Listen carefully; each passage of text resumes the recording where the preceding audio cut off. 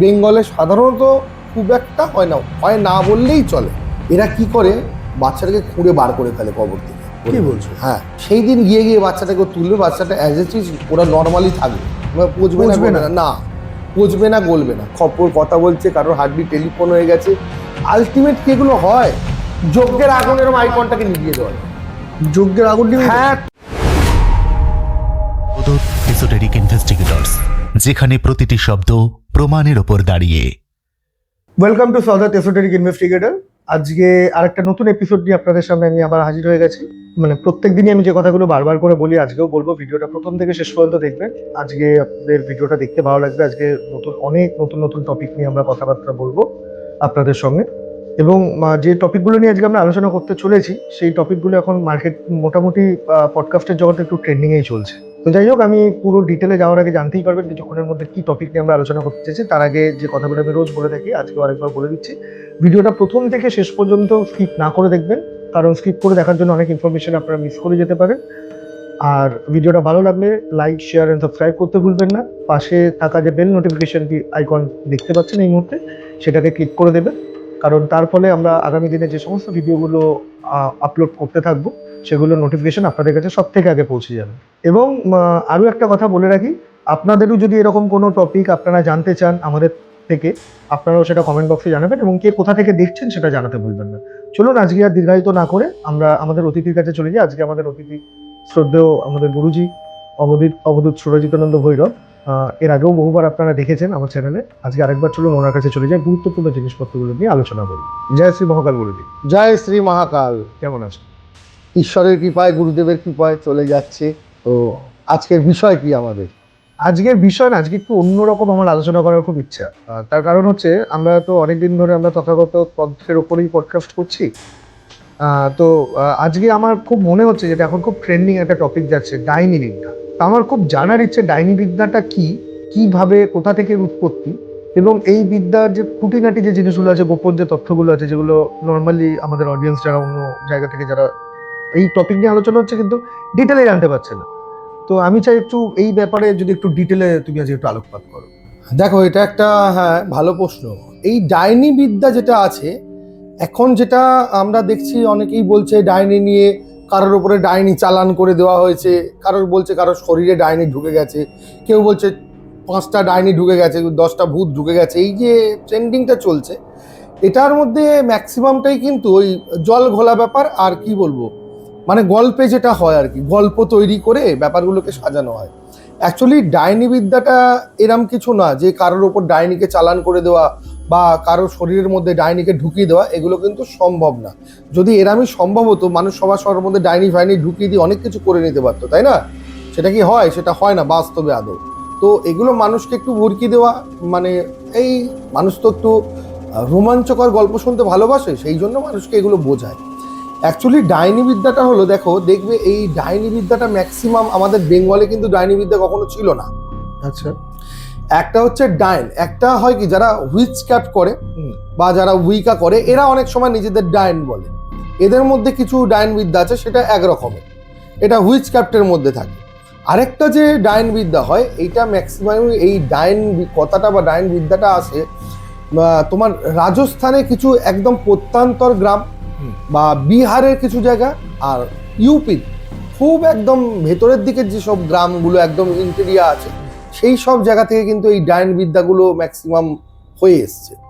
তো এই ডাইন বিদ্যাটা অ্যাকচুয়ালি কি হয়, দেখবে অনেক সময় এরকম দেখা যায়, অনেক গ্রামগঞ্জে শোনা যায় কোনো মহিলাকে ডাইন বলে সারা গ্রামের লোক মারতে গেছে, বা ডাইন বলে পিটিয়ে মেরে দিয়েছে বা পুড়িয়ে দিয়েছে, এরকম ঘটনা কিন্তু অনেক আছে, শোনা গেছে এরকম। আর এই ঘটনাগুলো ম্যাক্সিমামই দেখবে ওই বিহার সাইড, মানে ইউপির খুব ভেতর দিকে, নাহলে রাজস্থান, এই সব জায়গাতেই কিন্তু হয়।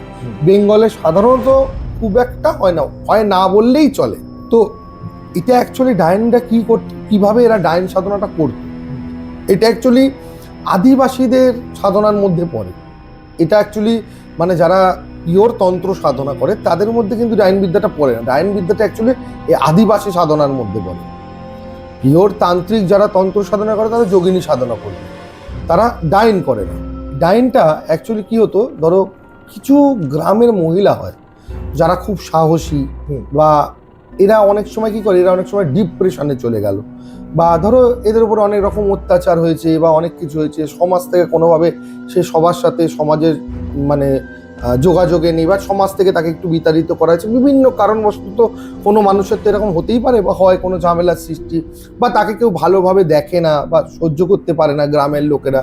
তো সেক্ষেত্রে এরা হয়তো অনেক সময় দেখা যায় ডিপ্রেশনে গিয়ে খুব সাহসী হয়ে যায়, মানে নিজেদেরকে প্রতিষ্ঠিত করতে গিয়ে বা নিজেকে এরা মানে করতে যায় যে আমার কাছে অনেক ক্ষমতা আছে, আমার কেউ কিছু করতে পারবে না, বা আমি মনে করলে অনেকের অনেক কিছু ক্ষতি করে দিতে পারি। ঘুরে দাঁড়ানো ঘুরে দাঁড়ানো এক প্রকার। এরা তখন ঘুরে দাঁড়াতে গিয়ে এইসব আদিবাসী ডাইন বিদ্যার দিকে এরা নেমে পড়ে। আদিবাসী তন্ত্র। হ্যাঁ, এবার ডাইন বিদ্যাটা এরা কিভাবে শেখে, ধরো এরা কোনো না কোনো গুরু, একটা কাউকে আদিবাসী গুরু ফুরু কাউকে ধরে। আর এইসব ডাইন বিদ্যাগুলো ম্যাক্সিমাম থাকে মানে একদম নিচু জাতি, সাবর জাতি যারা হয়, নিচু জাতি, এদের কাছে এইসব বিদ্যাগুলো থাকে। যেমন ম্যাথর, যারা ম্যাথর হয় ম্যাথরদের কাছে, যারা ধরো ঝাড়ুদার হয়, বা যারা মুচি হয় মুচিদের কাছে কিন্তু তন্ত্রবিদ্যা মানে এইসব আদিবাসী বিদ্যা অনেক কিছু থাকে। এদের বাড়িরই ম্যাক্সিমাম বউ ফৌরা কিন্তু এইসব করতে যায়। একদম যারা নিচু জাতি সাবর জাতির মধ্যে অনেক পড়ে, এবার আগেকার দিনে এরা সাঁওতাল টাইপের হয়, গ্রামে হয় না, এরকম তো বহু গ্রামে আছে। তো এরাই এই বিদ্যাগুলোর দিকে আর কি আকৃষ্ট হয়। এরা কি করে, ধরো কারোর কোনো ছোট বাচ্চা হয়তো মারা গেছে কোনো কারণবশত, এবার এরা সেটা জানতে পারলো। ম্যাক্সিমাম ছোট বাচ্চা মারা গেলে কি হয়, তাকে কবর দেওয়া হয়, তাকে পোড়ানো হয় না। আর ছোট বলতে কি, এরা একদম ছোট বাচ্চা, মানে তোমার ধরো একদম ধরো 1 মাসের বাচ্চা বা ছোট বাচ্চা হয়ে মারা গেছে, এরকম বাচ্চা প্রচুর হয়, বাচ্চা হয়ে মারা যায় হয়তো, তখন সেই বাচ্চাকে কবর দেওয়া হয়। আর ধরো কোনো কারণবশত যারা এই ডাইন বিদ্যা মানে শিখতে চাইছে বা করতে চাইছে, যারা যেসব মহিলারা করে এইসব আদিবাসী সেক্টরে, তো এরা কি করে ওইটাকে ফলো রেখে তোমার বাচ্চাটাকে ধরো কবর দিয়ে দিল, বাড়ির লোক কবর দিয়ে চলে গেল। এবার গ্রামগঞ্জ হেনাতেনা জায়গায় ম্যাক্সিমাম জায়গাগুলো কবরস্থানগুলো কি নদীর ধারে পারে হয়, এসব জায়গায় বা ফাঁকা জায়গা বা জঙ্গল, সেখানে বসতি থাকে না, লোক বসতি থাকে না।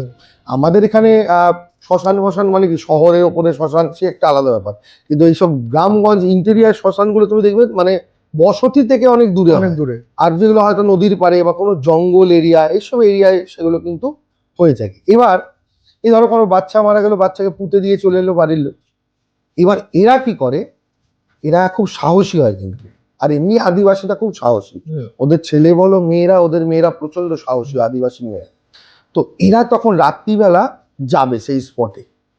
আচ্ছা, এবার এগুলোর কিছু তিথি নক্ষত্র থাকে, ডেলি যে হবে এরকম কোনো ব্যাপার না। এরা কি করে, বাচ্চাটাকে খুঁড়ে বার করে ফেলে কবর থেকে বাচ্চাটাকে খুঁড়ে বার করে। হ্যাঁ, এদের ডাইন বিদ্যা এরকমই, এরা কবর থেকে বাচ্চাকে খুঁড়ে বার করে তুলে এমন কিছু বিদ্যা এদের কাছে আছে, এরা যে সেই বাচ্চাটাকে জাগিয়ে তুলতে পারে, মৃত বাচ্চাটা একদম যেমন সব সাধনায় যেরকম হয়। আচ্ছা, সব জাগানো, এরাও কিন্তু বাচ্চার সবকে জাগিয়ে ফেলতে পারে। এদের কাছে কিছু আদিবাসী বিদ্যা আছে। এবার বাচ্চাটাকে জাগানোর পরে এরা কি করে, সেই বাচ্চাটাকে নিজের সাথে একটা সম্পর্ক তৈরি করে, বাচ্চার সাথে তার শারীরিক সম্পর্ক হবে না, মানে একটা ভালোবাসার সম্পর্ক, তাকে মন্ত্রতন্ত্র দিয়ে তাকে নিজের আয়ত্তে নিয়ে আসে। এবার এরম দৃশ্য মেদিনীপুরের কিছু একদম অজ গ্রামেও হয়, আর আমার মেদিনীপুরে অনেক রিলেটিভ আছে, আমি তাদের মুখেও এরকম শোনা আমার, তারা চোখে দেখেছে এরম কেস হয়। এবার কি করে, তারা বাচ্চাটাকে রাত্রিবেলা তুলে নিজেরা বিবস্ত্র হয়ে সেই বাচ্চাটাকে জাগিয়ে, সেই বাচ্চাকে ধরো খাওয়াবে দাওয়াবে, বাচ্চার সাথে খেলা করলো, বাচ্চাটাকে আদর করলো, অনেক কিছু করে। এবার এদের কিছু ক্রিয়াকলাপ থাকে, সেগুলো ওই বাচ্চাটার সাথে করবে। আবার ওই বাচ্চাটাকে আবার চাপা দিয়ে দেবে, কবরে আবার চাপা দিয়ে দিল। এবার কিছু রাত, বিশেষ রাত যেগুলো ওদের ক্রিয়ার দিন, সেই দিন গিয়ে বাচ্চাটাকে তুলবে, বাচ্চাটা অ্যাজ এ ইজ ওরা নর্মালি থাকবে, পচবে না গলবে না, সেই বাচ্চাটাকে অ্যাজ ইট ইজ তুলে এনে আবার খেলাধুলো, তাদের ক্রিয়াকলাপ করে আবার চাপা। এইভাবে বেশ কিছুদিন ওরা করে, করার পর সেই বাচ্চাটাকে আবার মেরে দেয়। এবার সেই বাচ্চাটার সোলটাকে ওরা নিজেদের মধ্যে নিয়ে নেয়, তারপরেই কিন্তু এটা ডাইন তৈরি হয়। এবার এই যে যারা ডাইন তৈরি হয়, এরা কখনো কোনো ভালো কাজ করতে পারে না, এরা ম্যাক্সিমাম খারাপ কাজ, মানুষের ক্ষতি করা। ধরো কারোর এরকম হয় গ্রামগঞ্জে, তুমি শুনবে কারোর পেটে বাচ্চা আছে, মেরে দেয়, এমন কিছু করলে বাচ্চা নষ্ট হয়ে যাবে।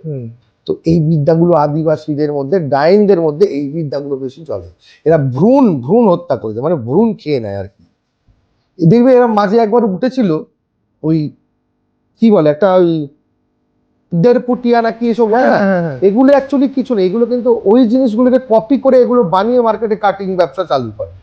একদম দেড়পুটিয়া ফেরপুটিয়া লোকে অনেক গল্প দিয়েছে, বাজারে অনেক চলেছে, লোকে হাজার হাজার টাকা পয়সা ধ্বংস করে ফেলেছে, কিন্তু আলটিমেট এগুলো হয় না। এগুলো এই পৌরাণিক যে আদিবাসীদের এইসব গল্প দেড়পুটিয়া এরকম না বাচ্চার মতো হয়, সাথে ঘুরে বেড়ায় না, অ্যাকচুয়ালি ওই গল্পগুলোকে কপি করে এগুলোকে তৈরি লাগে, মানে কোথা থেকে কোনো ধন সম্পত্তি হ্যাঁ আর তো হয় না, তাহলে তো মানুষ সমাজ সব ট্রান্সফার করিয়ে নিত।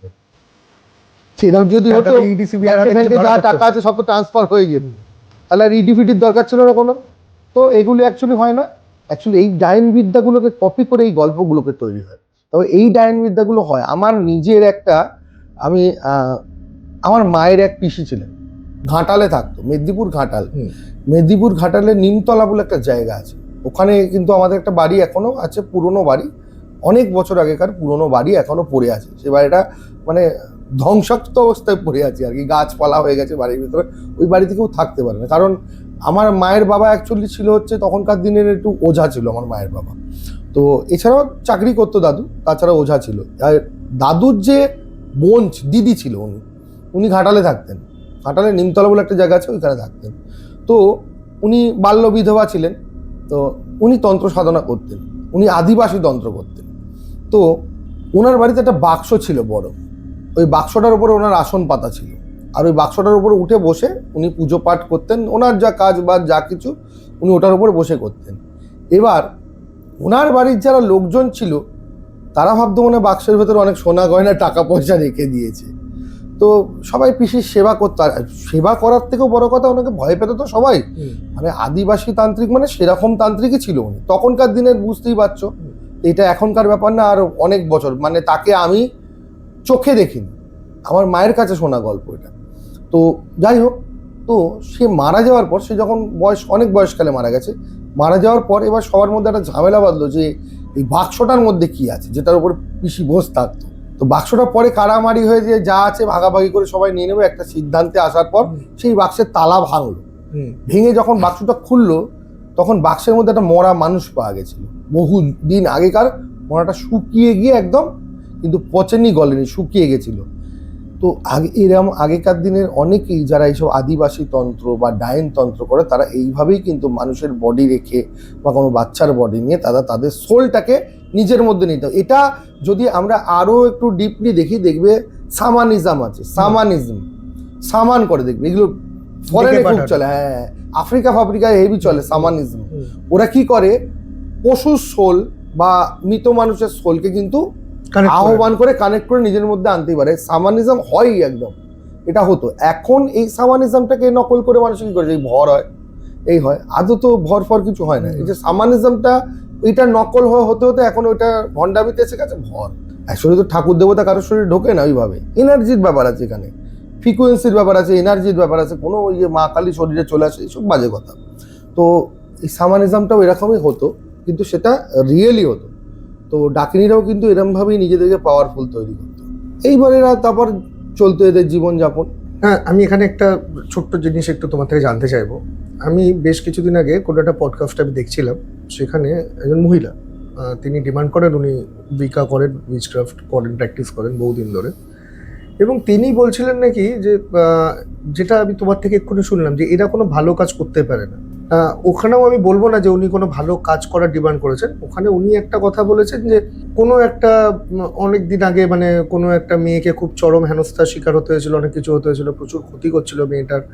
তারপরে মানে তাদের ক্লায়েন্ট অ্যাকচুয়ালি যার কথা বলছি, এবং তারপরে ওই মহিলাটি তাদের কাছে যায়, গিয়ে তার পুরো দুঃখের কথাটা জানে, এবং সত্যিই যে স্টোরিটা ওখানে বলা হয়েছে, যে ঘটনাটা যেটা বলা হয়েছে তার পেছনে, তো সেটা সত্যিই খুব মর্মান্তিক। এবং তারপরে উনি মানে রীতিমতন তাকে পানিশ করার জন্য এমন কিছু করেন, মানে অনেক কিছু রিচুয়ালস উনি বলেছিলেন, যে মুরগির রক্ত দিয়ে স্নান ফান করে অনেক কিছু করেছে, আহুতি ফাহুতি দিয়েছে, অনেক স্যাক্রিফাইস করেছে। তারপরে এবং তার যে লোকটা বা যে গ্রুপটা ওই মহিলাটিকে টর্চার করছিলেন তাদের মৃত্যু পর্যন্ত ঘটে। তো মানে আমি এই কারণেই তুললাম প্রসঙ্গটা, যে আক্ষরিকভাবে দেখতে গেলে হ্যাঁ বাজে কাজই কাউকে মেরে ফেলা, কিন্তু আবার যদি তুমি পরোক্ষভাবে দেখো তাহলে কিন্তু গুরুজি কোথাও গিয়ে এটা পানিশমেন্ট দেওয়া হলো তাকে, তাহলে তো একটা ভালো কাজই হলো। তো এই ধরনের কাজ কি ডাইনি বিদ্যাতে সম্ভব? হ্যাঁ, এরা যদি মনে করে এসব কেস কিন্তু ভালো করতে পারবে, কিন্তু এরা যেহেতু নেগেটিভ সাধনা করে না, এই জন্য নেগেটিভ দিকটা এরা বেশি সবসময় ঘাটে। মানে এদের নিজেদের মধ্যে থেকে পজিটিভিটিটা কমে যায়। আচ্ছা, এরা যদি মনে করে কোনো এরম পীড়িত ব্যক্তি আছে, তাকে রিকভারি করবে, তাকে সুস্থ করবে, সেটা বললে করতেই পারে।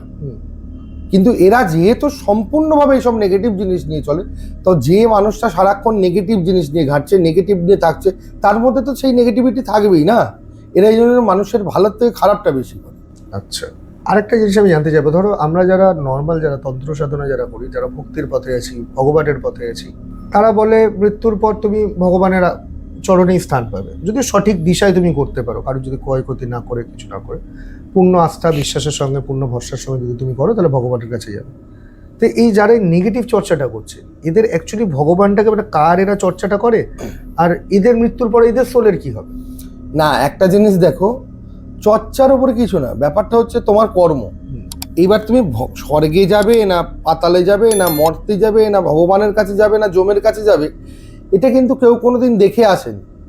যে না মরেছে, দেখবে এই মৃত্যুর পর অনেকে অনেক গল্প দিয়েছে যে মৃত্যুর পর আত্মা এখানে চলে যায়, সেখানে হয়ে যায়, এই আসছে, ওই হচ্ছে, সেই হয়, বা মরে গিয়ে এই লোকে চলে যায়, ওই লোকে চলে যায়। অ্যাকচুয়ালি তুমি যদি খুব সঠিকভাবে ব্যাপারটার উত্তর চাও, তাহলে আমি এক কথায় বলবো, এই উত্তরটা না মরে দিতে পারবো না। কারণ বেঁচে থেকে কেউ ওই দুনিয়ায় গিয়ে দেখে আসতে পারে না কি হচ্ছে। যে বেঁচে থেকে ওই দুনিয়া, ওপারের দুনিয়া দেখে এসে বলে দেবে ওখানে কাকে কর্ম তেলে ভাজছে, না স্বর্গে গেছে, না পাতালে গেছে, না মর্তে গেছে, তাহলে তো সে বিরাট মহান ব্যক্তি, তাই না? তাকে তো সবসময় আজ তাক নিউজ, বিবিসি ওয়ার্ল্ড এরা নিয়ে সবসময় বসে থাকবে, উনি ওপারের সব দেখতে পাচ্ছে কি হচ্ছে না হচ্ছে। একদম লোকনাথ বাবা ত্রিকালদর্শী হয়ে যেত, তাহলে তো সবাই ত্রিকালদর্শী হয়ে যেত। একদম লোকনাথ বাবাকে বলা হয় ত্রিকালদর্শী, কারণ উনি অ্যাট এ টাইম তিনটে জিনিস দেখতে পেতেন, মর্তে কি হচ্ছে, পাতালে কি হচ্ছে, আর আকাশে কি হচ্ছে। স্বর্গ বলবো না, আমি আকাশ বলবো। তিনটে মহাকাশ। লোকে কি হচ্ছে উনি দেখতে পেতেন সব সময়, এই জন্য ওনাকে ত্রিকালদর্শী বলে। তাহলে এখনকার সবাই ত্রিকালদর্শী হয়েছে যারা পডকাস্ট করে, যে বলে দিচ্ছে ঘটনাগুলো। তো যাই হোক, অ্যাকচুয়ালি এই যে স্বর্গ বা এই মর্ত, স্বর্গ বলেও আলটিমেট কিছু হয় না, মর্ত বলে আলটিমেট কিছু হয় না। তুমি যদি এখানে এই থেকে তুমি যদি মনে করো এটা স্বর্গ, তাহলে তোমার কাছে এটাই স্বর্গ। আর তুমি যদি মনে করো এটা নরক তোমার কাছে, তাহলে কিন্তু তোমার কাছে এটাই নরক।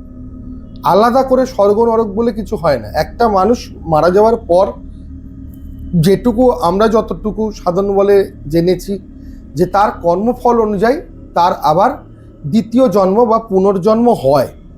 তুমি বলবে কি করে এর প্রমাণ? কিছুটা আমি, ধরুন আমার তো এখনো মৃত্যু হয়নি, বলতে পারবো না। দেখবে অনেক সময়, এটা মনে আমি আগেও বলেছি, যে অনেকে জন্মানোর পর অন্ধ, হয়তো অনেকে জন্মায় দেখা গেল সিপি চাইল্ড, অনেকে জন্মায় যে হাত পা লুলো, এরম জন্ম হয়। তো অনেকের জন্ম হয় দেখা যাচ্ছে এরকম বাচ্চা মাথাটা বিশাল বড়, বডিটা ছোট।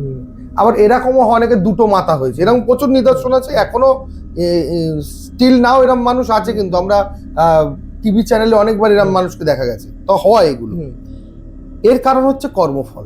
আর দ্বিতীয় পুনর্জন্ম আছে বলেই কিন্তু এটা হয়েছে। হয়তো দেখা যাবে সে আগের জন্মে এমন কিছু কর্ম করে এসছে, যে কর্মের ফলটা সে আগের জন্মে ভোগ করেনি, সেই ফলটা ভোগ করার জন্য সেই জন্মে আবার জন্মেছে, কিন্তু ওইভাবে লুলো হিসাবে।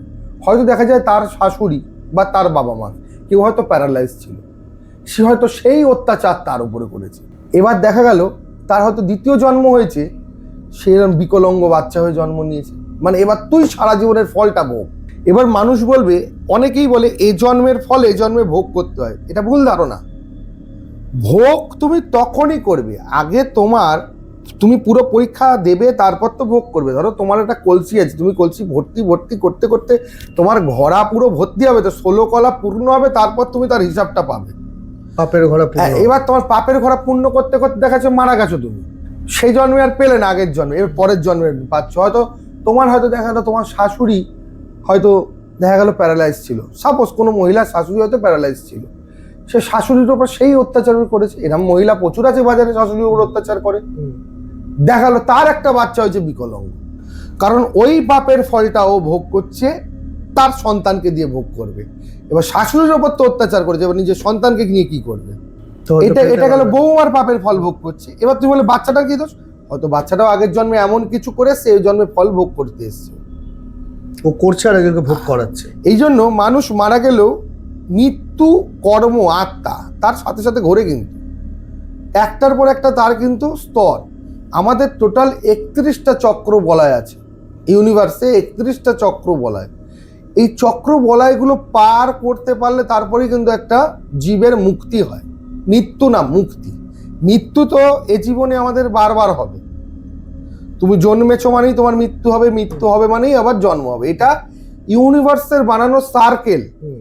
এবার যতক্ষণ না তুমি ইউনিভার্সের বানানো সার্কেল থেকে বেরিয়ে আসতে পারছো, ততক্ষণ তুমি এই জন্ম মৃত্যুর খেলায় খেলবে। এর জন্যই কিন্তু বড় বড় সাধকরা সাধনা করে। এই যে তন্ত্র সাধনা করে বা ভক্তি মার্গের সাধনার উদ্দেশ্যটাই কিন্তু এই জন্ম মৃত্যুর খেলা থেকে বেরিয়ে আসার জন্য, মানে মৃত্যু হওয়ার জন্য না, মুক্ত।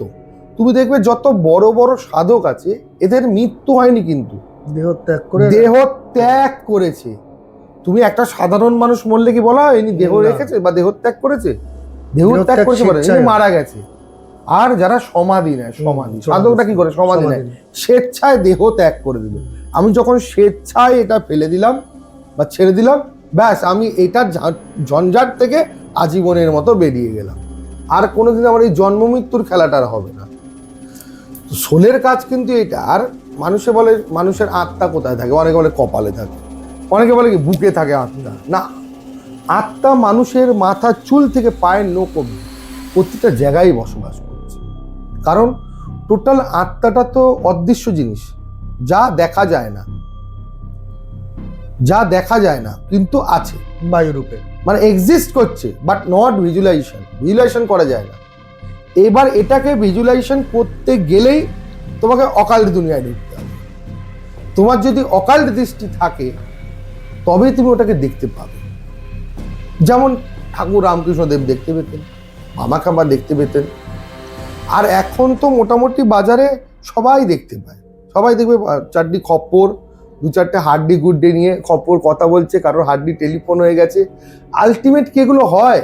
আচ্ছা গুরুজি, এই যে খোপড়ির যে প্রসঙ্গটা তুমি তুললে, আমি এই ব্যাপারে একটু তোমার থেকে জানতে চাইছি। এই যে খোপড়ি নাকি কথা বলে, আমি অনেক জায়গায় শুনেছি, তো এটা কি আদৌ সত্যি? তুমি কোনোদিন দেখেছো এরকম খোপড়িকে কথা বলতে?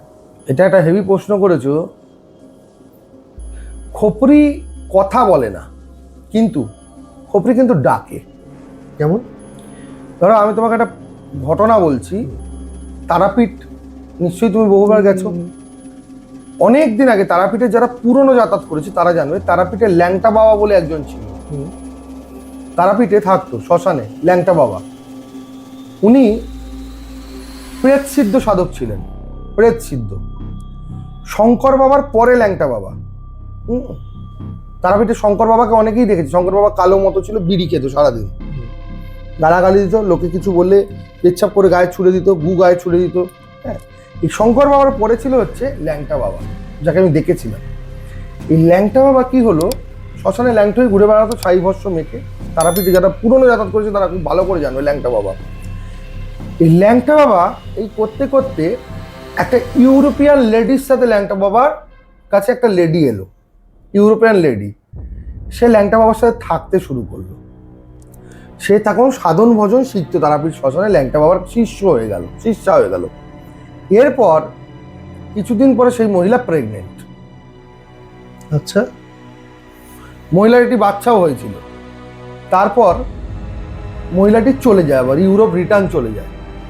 যারা অনেক পুরনো তারাপীঠে তারা জানেই ঘটনা। মহিলাটি আবার ইউরোপে রিটার্ন চলে যায়, ঠিক আছে। এই যে ল্যাংটা বাবা কিছু খপ্পর রাখতো, যে খপ্পরগুলো একা একাই নড়াচড়া করতো, একা একাই রাতের বেলা ল্যাংটা বাবার কুটিয়ায় যারা গেছে তারা দেখেছে। তারপরে কি হয়, ল্যাংটার বাবা যখন মারা যায়, দিয়ে তারাপীঠ যে ব্রিজটা আছে, যেখানে ব্রিজে অটো নামিয়ে দেয়, গেলে ডান দিকে গেলে তারা মায়ের মন্দিরের দিকে যাওয়া যায়, ওইখানটা থেকে মন্দিরের দিকে না গিয়ে সোজা রাস্তা যেমন সোজা চলে যাচ্ছে, এই হোটেল ফোটেল সব ফেরে সোজা যেতে হবে খানিকটা, বেশ খানিকটা গেলে তারা মায়ের আরেকটা গেট পড়ে, ওই দিক দিয়ে আবার ঢোকা যায় তারাপীঠ মন্দিরে। ওইটাকে ফেলে একটুখানি গেলে ওখানে একটা মদের দোকান আছে। ওই মদের দোকানের আগে একটা মাটির কুঠিয়া ছিল। ওই ল্যাংটা বাবারই এক শিষ্যা থাকতো তার বউকে নিয়ে, একদম বয়স্ক হয়ে গেছিল, উনি কুঁজো হয়ে হাঁটতেন, উনি ল্যাঙ্গট করতেন, আর ওনার সাথে ওনার ওয়াইফ থাকতেন, সেও বয়স্ক। ওই খপ্পরগুলো উনি রেখেছিলেন মন্দিরে, উনি ল্যাংটা বাবার শিষ্য। প্রত্যেক শনি মঙ্গলবার করে ওই খপ্পরের মধ্যে কারণ দিলে ওই খপ্পরগুলো চিঁচি করে ডাকতো। শনি মঙ্গলবার অমাবস্যায় চতুর্দশীতে ওই খপ্পরে গিয়ে কারণ দিতে হতো। আর ওই ল্যাংটা বাবার কাছে নিয়ে গেলে, যে ল্যাংটা বাবার শিষ্য, যে ল্যাংটা বাবা মারা যাওয়ার পর যে খপ্পরগুলো রেখেছিল, 3খানা খপ্পর এখনো আছে মন্দিরটা। তখন মাটির ছিল, আর কুটিয়াটাও মাটির ছিল, পাশে কুটিয়া করে ওই ল্যাংটা বাবার শিষ্য থাকতেন ওই খপ্পরগুলো নিয়ে, শিষ্য। তো ওনারাও মারা গেছে এখন, অনেক বছরের গল্প। কিন্তু মন্দিরটা এখনো ওই মদের দোকানের সামনে বানানো আছে, 3টে খপ্পর এখনো আছে। আমি নিজে প্রয়োগ করে দেখে এসেছি, যখন ওই ল্যাংটা বাবার শিষ্য যখন বেঁচে ছিল, ওই দাদু বলতাম গিয়ে, তো ওনার কাছে বাংলা মদ নিয়ে গেলে উনি ওর মাথায় ঢেলে দিত, দিয়ে বলতো এবার কান পেতে শোন। চি করে খপ্পরগুলো রাখতো, নিজে কানে শোনা। সেই মন্দিরটা কেউ যদি দেখতে চায় তারাপীঠে গেলে এখনো দেখতে হবে, ল্যাংটা বাবার মন্দির, মদের দোকানের পাশে। ওটাকে এখন সামনে বড় হোটেল হয়ে গেছে, মদের দোকান হোটেল, ওখানে মন্দিরটাকে ওরা বাঁধিয়ে বুঝিয়ে দিয়ে এখন সিমেন্টের করে দিয়েছে। তাহলে যে খপ্পর কথা বলে কি আমি বলতে পারবো না, কিন্তু খপ্পর যে ডাকে চিচি করে, এটা আমি নিজে কানে শুনেছি। এখনো তুমি যদি তারাপীঠ যাও, গিয়ে দেখে আসতে পারো। আমি বিগত লাস্ট 2-3 বছর আগেও একবার গেছিলাম। মন্দির এখনো আছে, আমিও কারণ নিয়ে ঢেলে দেখেছিলাম রাত্রিবেলা, রাতের দিকে গিয়ে চাবিটা চেয়ে হোটেল থেকে দিয়েছিল না, চাইলে দেয় চাবি মন্দিরে, চিচি করে ডাকে। আর মনে হচ্ছে খুব বেশি দিন দেবে না, এইটা জেনে যাওয়ার পরে এত পাবলিকের ভিড় হবে না। এমনি যায় তো লোক ওখানে পুজো দিতে, কিন্তু এখন সেইভাবে যারা নতুন তারা জানেই না এইসব ব্যাপার। যারা তারাপীঠের পুরনো যাতায়াত লোক, তারা ল্যাংটা বাবাকে জানে। পেট সিদ্ধ সাধক ছিলেন, একদম পেট সিদ্ধ সাধকই ছিলেন। ওই জন্যই উনি খপরিগুলোকে রেখে জাগিয়ে রেখেছিলেন। না, এটা আমি অনেকদিন বাদে, মানে আমার খুব জানার ইচ্ছা ছিল এটা কি আদৌ এটা কি ডাকে। তো যখন তুমি বললে তার মানে তো নিশ্চয়ই ছিল। আমি তো জায়গাও বলে দিলাম, কোথায় আছে সেই খপরিগুলো সেটাও বলে দিলাম। আচ্ছা, যেটা আমরা শুরু করেছিলাম ডাইনি বিদ্যা দিয়ে, এবং তুমি বললে এটা যে আফ্রিকাতে খুব প্রচলিত, এটা মানে বেসিক্যালি এটা ওয়েস্টার্ন অকাল্টের মধ্যেই পড়ছে জিনিসটা যতদূর শুনি। আর আমি তো বললাম আমাদের এখানে তোমার রাজস্থান, ইউপি, বিহারে তো হয়। এটার মানে ধরো এই যে আমরা যে একটা প্রসেস দেখলাম, মানে যেটা তুমি এখন বললে, শুনলাম যেটা, যে মৃত বাচ্চাকে তুলে নিয়ে সাধনাটা করে, এটার কি অন্য কোনো প্রসেস আছে বা অন্য কোনো দেবদেবী যেখান থেকে এটা প্রাপ্ত হয় ডাইনি বিদ্যা, কোনো লিঙ্ক আছে? না, ডাইনি বিদ্যার এটা আদিবাসী ডাইনি বিদ্যার এটাই কিন্তু আর একটা যারা বললাম যারা উইচক্রাফট করে, তাদের সিস্টেমটা অন্যরকম। আচ্ছা, তাদের সিস্টেমটা আবার আলাদা। আচ্ছা, ওটা ওয়েস্টার্ন অকাল্ট। হ্যাঁ, ওয়েস্টার্ন অকাল্ট, মানে এটা ইন্ডিয়ান, মানে ভারতীয় তন্ত্র যেটা, সেটার মধ্যে এটা পড়ছে। এবার তুমি এটা বলো, এই ডাইনি বিদ্যা যারা প্র্যাকটিস, এখনো কি হয় এর প্র্যাকটিস, মানে এখন আছে কেউ? খুব রেয়ার, এখন আর সেরকম ভাবে দেখা যায় না। খুব প্রাচীন, মানে প্রত্যন্তর গ্রামে হয়তো হতে পারে, এছাড়া দেখা যায় না খুব সাধারণত। মানে করাটাও তো খুব ডিফিকাল্ট সাধারণটা। এখন লোক সমাজের মধ্যে কোথায় এসব করবে, পাবলিকের কাছে মারধর খেয়ে যাবে। যাই হোক, আমি আর এটাকে নিয়ে ডিটেলে আর ঢুকবো না, মানে এরপরে গুরুতত্ত্বগুলো বেরিয়ে আসবে বাইরে, লোকেও ট্রাই করবে, আমি সেটা চাই না। তো আজকে শেষ করার আগে, এই এত কিছু যে আমরা আলোচনা করছি জিনিসপত্রগুলোকে নিয়ে, তো তুমি আমাকে একটা কথা বলো, এই ধরো কেউ যদি এই বিদ্যায় এফেক্টেড হয়, ধরো অনেক সময় তো আমরা দেখি যদি 2-1 থেকেও থাকে, হয়তো অনেক সময় কেউ আরো ক্ষতি করতেও পারে, এর প্রোটেকশনের রাস্তাটা কি? মানে এই বিদ্যায় যদি কেউ এফেক্টেড হয়, সে বুঝবে বা কি করে, সে নিজেকে প্রোটেকশনই বা কিভাবে করবে? সবার আগে সে এফেক্টেড হয়েছে কিনা জানতে হবে। আমি বললাম এফেক্টেড হলেই বুঝতে পারবে যে তার মধ্যে কোনো অলৌকিক ঘটনা ঘটছে, সে অলৌকিক কিছু কাণ্ড করছে। এই নয় যে সে বেশি খেয়ে নিচ্ছে বা লুটোবাটি খাচ্ছে, মাথা নাড়াচ্ছে, চেল্লাচ্ছে, এটা না। এটা মাথা রোগও কিন্তু মানুষের হয়, ঠিক আছে? ডিপ্রেশন থেকে, বিভিন্ন কারণ থেকে হতে পারে মাথা রোগে। কিন্তু যদি কোনো ভৌতিক ব্যাপার হয়, সেক্ষেত্রে তার মধ্যে অলৌকিক কিছু হবে, যেটা সাধারণ মানুষ করতে পারবে না, সেটাও করতে পারবে। এক। দ্বিতীয়ত কি দেখবে, যে সবসময় একা থাকার প্রবণতা, কোনো জায়গায় ঘর অন্ধকার করে হয়তো ঘাপটি মেরে সবসময় পড়ে থাকছে, চান করবে না, গা থেকে একটা গন্ধ স্মেল বেরোবে, দাঁত মাজবে না, চুল আস যাবে না, এইরকম বিভিন্ন ধরনের সমস্যা কিন্তু হবে। হুম। সেক্ষেত্রে তখন প্রোটেকশন, দেখো এগুলো ন্যাচারাল প্রোটেকশন বাড়িতে করা যায় না, সেক্ষেত্রে তাকে কোনো ভালো কোনো তান্ত্রিকের সাহায্যই নিতে হবে। তো এটা তো গেল একটা পার্ট। এবার হচ্ছে এই যে ডাইনি যে বিদ্যা, এরা কি আই কন্ট্যাক্টে মানুষের কোনো ক্ষতি করতে পারে? মানে অনেক সময় আমরা শুনি না বিভিন্ন লোকের যে আই টু আই কন্ট্যাক্ট করতে নেই, অনেকেই বলে যে শ্মশান থেকে যখন আসছো যদি দেখো বাইরে দূরে কেউ বসে রয়েছে তার চোখের দিকে তাকাবে না। সেক্ষেত্রে কি এরাও কি আই কন্ট্যাক্টে কিছু ক্ষতি করতে যারা পারে? ডাইনি বিদ্যা করে রাখে তারা আই কন্ট্যাক্টেই কাজ করে। তার মানে আই কন্ট্যাক্টটা খুব তারা কোনোদিন তাবিজ কবজ মাদুলি দিয়ে, তেল পোড়া, জল পোড়া, নুন পোড়া দিয়ে, কিছু ফেলে দিয়ে, কোনো কিছু দিয়ে করতে যায় না। তারা চোখ আই কন্ট্যাক্টেই কাজ করে। যারা ডাইনি বিদ্যা সিদ্ধ থাকে তারা সম্পূর্ণ কাজ আই কন্ট্যাক্টে করে। তারা যেটাকে, যে জিনিসটাকে দেখে নেবে, দেখে, যেমন কারোর বাড়িতে বড় গাছ আছে, বিশাল ফলন গাছ, সে পাশ দিয়ে যাচ্ছিল, সে গাছটার দিকে তাকালো, তার মনে হলো গাছটা নষ্ট হয়ে যাক বা ধ্বংস হয়ে যাক, কিছু আই তাকিয়ে কিছু করে দিয়ে মুখে বলে দিয়ে চলে গেল, ব্যাস, সেক্ষেত্রে গাছটা নষ্ট হয়ে যেত। এরকম আগেকার দিনে প্রচুর হতো। মানে তার মানে আই কন্ট্যাক্ট এদের সঙ্গে করাটাও খুব চাপের ব্যাপার আর কি। যারা, আর একটা জিনিস আমি বলি, যারা ধরো তারাপীঠে অনেক পুরনো যাতায়াত করে, এই কৌশিকী অমাবস্যা, এখন তো মেলা ওটা, এখন সব বিহারি ফিহারি খোট্টা ফোটা সারা দুনিয়ার লোক এসে ভিড় ভাট্টা, পায়খানা করছে, খাচ্ছে, চারিদিকে খিচুড়ি বেলাচ্ছে, এইসব করে নোংরা ফোংরা করে একাকার ভিড় ভাট্টা। কিন্তু আজ থেকে যদি তুমি মোটামুটি এই 20 বছর আগে চলে যাও, 20 বছরে যেতে না, 15 বছর আগে চলে যাও, তার 15-20 বছর ধরো, তো ওই সময়, আমি ধরো 2006-7 এই সময়ের কথা বলছি, 2006 মানে ধরে রাখো 20 বছর। তো ওই সময় কি হতো, ওই সময় তো শ্মশানে সব ঘর ফর হ্যানা ত্যানা সব ছিল না, তখন 2-4টে যা কুঠিয়া ছিল সাধুদের, তাই ছিল, শ্মশানে কোনো আলো ছিল না, অন্ধকার ছিল টোটালি। ওই সময় কৌশিকী অমাবস্যার সময়, ধরো আমি এখানে বসে যজ্ঞ করছি, আমার থেকে 10 হাত দূরে আরেকজন যজ্ঞ করছে, তখন এত ভিড় হতো না, তখন এত লোক যজ্ঞ করতো না। এখন যে সারা দুনিয়ার, সারা বিশ্বের তান্ত্রিক যজ্ঞ করতে চলে আসে, অ্যাকচুয়ালি প্রদর্শনী হয় এখন, তো তখন ওইসব হতো না। তখন হতো, ওই দিন ভিড় হতো, এরম ভিড় হতো না। ধরো এখানে একজন যজ্ঞ করছে, 2 মাইল দূরে আরেকজন করছে, ওই মাথায় একজন করছে, সেই মাথায় একজন করছে, চিতায় হয়তো একজন করছে, এরকম। এবার ওই যজ্ঞের মধ্যে আমি উপস্থিত, ওই সময় দেখেছি, আমার গুরুজির সাথে ছিলাম, তো যজ্ঞের আগুন এরকম আই কন্ট্যাক্টে নিভিয়ে দেওয়া যায়। যজ্ঞের আগুন? হ্যাঁ, তখনকার দিনে কৌশিকী অমাবস্যা তারাপীঠে এটাই হতো। এখন প্রদর্শনী আর লোক, মানে মানুষের টাকা পয়সা নেওয়া, এই করে দেবো সেই করে দেবো, এগুলো হয়। তখন কিন্তু অতটা এইসব হতো না, তখন এইসবই হতো, কার ক্ষমতা কত বেশি, ক্ষমতার প্রদর্শন হতো তখন। এটা যারা খুব ওল্ড তারাপীঠে কৌশিকী অমাবস্যা গেছে তারাই জানবে। 20 বছর আগে যারা যাতায়াত করতো কৌশিকী অমাবস্যা, তারা বলতে পারে তখন এরম হতো। ধরো কেউ যজ্ঞের আগুন জ্বালিয়েই উঠতে পারছে না, হয়তো কোনো অঘরি বা কেউ একটা কিছু করে দিয়ে তাকিয়ে করে দিয়েছে, আর জ্বালিয়ে উঠতে পারছে না, আগুন জ্বলছেই না আগুন, হয়তো অনেক কায়দা করে অনেক কিছু করে তারপর জ্বলে উঠবে। এরকম আমিও নিজে অনেকবার সম্মুখীন হয়েছি তারাপীঠে। তখন, এখন কি আর, এখন মেলা ওটা, এখন তো মানে পুরো মেলা মেলা মেলা হয়ে গেছে, মার্কেটিং কমার্শিয়াল প্লেস হয়ে গেছে ওটা এখন। যাই হোক, আজকে অনেক কিছু জানলাম তোমার থেকে। আজকে আর বেশি দীর্ঘায়িত করবো না জিনিসটাকে, আজকে এখানেই আমরা শেষ করি। আগামী দিনে আমরা নতুন আবার টপিক নিয়ে একদম সামনে আসবো। জয় শ্রী মহাকাল।